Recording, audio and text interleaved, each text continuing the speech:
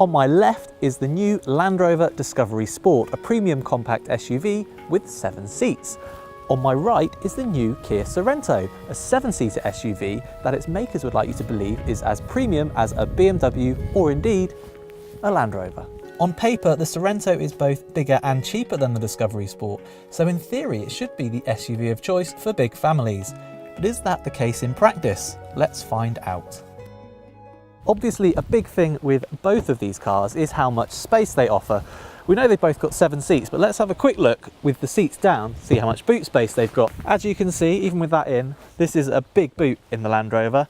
Is it as big as the Kia? Let's find out. You only need to look at the Sorento to realise that it is a bigger car, but it's when you open this boot, you realise it's not only slightly bigger, it's vastly bigger. This is a much more practical vehicle. Next, we're going to look at how you get this third row of seats in place, starting with the Discovery. And the first thing to note is that in the Kia, you can take this parcel shelf and put it under the floor. In the Land Rover, you can't, so I don't know, you leave it in your hall or something. Just pull these straps here and out these fold, nice and easy.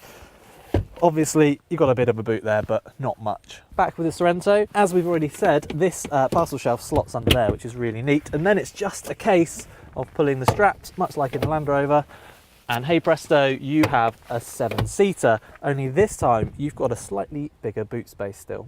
Right, back with the Discovery Sport, and let's actually see how easy it is to access these rear seats. Bearing in mind I am a good 20 years older than most people will probably be using them. Right, I'm in. It wasn't too difficult. And actually, I've slid this second row forward a bit, and there's a decent amount of knee room. My knees are kind of really up around my chest, and headroom is okay, but for occasional use, it's going to be absolutely fine, to be honest. Other neat touches, there is a little heater control here with air vents and USB sockets so you can keep your phone charged up. Now for the Kia, you can slide these seats backwards and forwards, but actually, because it's such a big car, you don't really need to. Climb in. It's not really any harder or any easier than the Land Rover to access these seats. Put that seat back. There is a fraction more leg room here, but obviously there's more in the second row. Headroom's about the same, and again, heater control, but no USB this time. And something I really should mention here is that the seats are a lot more substantial, a lot more comfortable, and you don't have your knees quite so much up around your chest. In both cars, there's ample room in the second row of seats for 3 adults.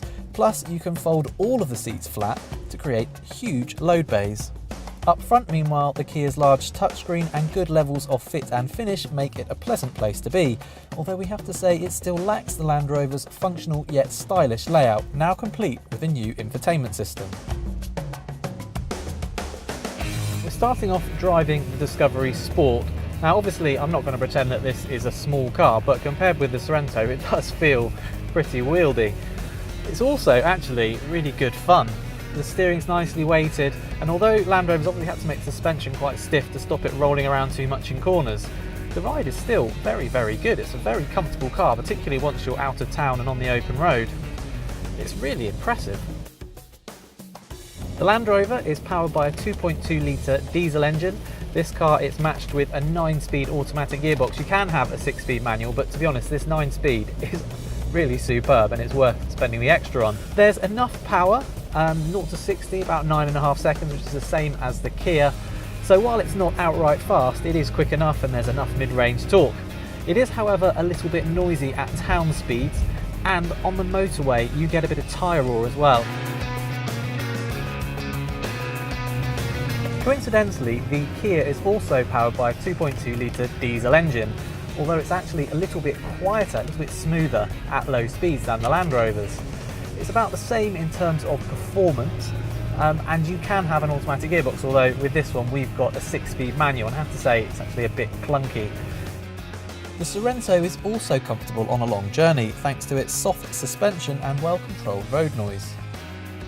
Where the Kia can't match the Land Rover, and by quite some margin, is in how enjoyable it is to drive. The steering feels numb and artificially weighted. The suspension is soft, but the ride's actually worse. You feel a lot more of the bumps, and you also get more body lean in corners. And while it's good for a long journey, perhaps the best way you could sum it up is it lacks the feel-good factor that you get with the Land Rover.